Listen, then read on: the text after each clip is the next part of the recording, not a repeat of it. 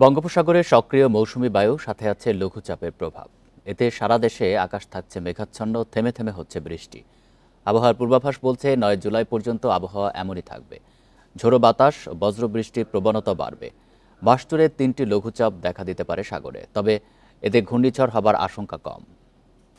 Bundle থাকলে প্রতি সেনমানিতে টাকা বাঁচবে। বিকাশ সেনমানি বান্ডেল কিনে জিতুন প্রতি লেনদেনে।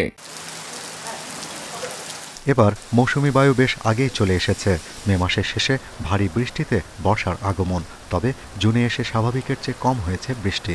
গড়ে প্রায় 450 মিলিমিটার বৃষ্টি হবার কথা, অথচ এ মাসে স্বাভাবিকের চেয়ে 19 মিলিমিটার কম ঝরেছে বৃষ্টি।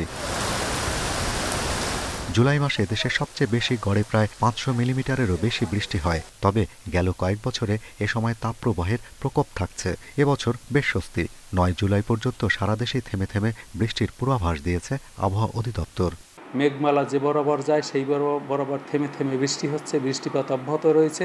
এখন যে কন্ডিশন, মৌসুমী বায়ুর সক্রিয়তা, বায়ুচাপের আধিক্য এবং মৌসুমী লঘুচাপের বর্ধিত অংশ বাংলাদেশের উপর থাকার কারণে আজকে থেকে প্রায় 9 তারিখ পর্যন্ত টানা প্রতিদিন থেমে থেমে বৃষ্টি হবে এবং বৃষ্টিপাতের তীব্রতা কখনো বৃদ্ধি পাবে, কখনো কম থাকবে। আবহাওয়া অধিদপ্তরের তথ্য বলছে, বঙ্গোপসাগরে গেল 100 বছরে জুন, জুলাই, আগস্ট, সেপ্টেম্বরে 466টি নিম্নচাপ হয়েছে।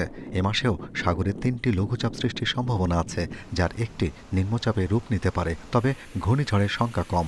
বর্ষাকালে যেসব নিম্নচাপ বা গভীর নিম্নচাপ তৈরি হয় সেগুলো সাধারণত ঘূর্ণিঝড়ের রূপ নেয় না। পূবলি লঘুচাপের বর্ধিত অংশ আমাদের উত্তর বঙ্গোপসাগরে এসে পড়ে, মায়ানমার হয়ে উত্তর বঙ্গোপসাগরে পড়ে। বঙ্গোপসাগরের তাপমাত্রা একটু বেশি, তখন সেই লঘুচাপটি ঘনীভূত হয়ে নিম্নচাপ বা গভীর নিম্নচাপ হয় এবং সাইক্লোনে বা ঘূর্ণিঝড়ের রূপ নেওয়ার জন্য যতটুকু শক্তির প্রয়োজন, সেই শক্তি উত্তর বঙ্গোপসাগরে এইসব সিস্টেম থাকাকালীন পায় না।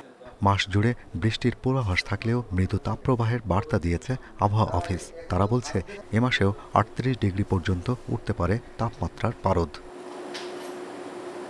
Shahriar Anirban, independent news, Dhaka.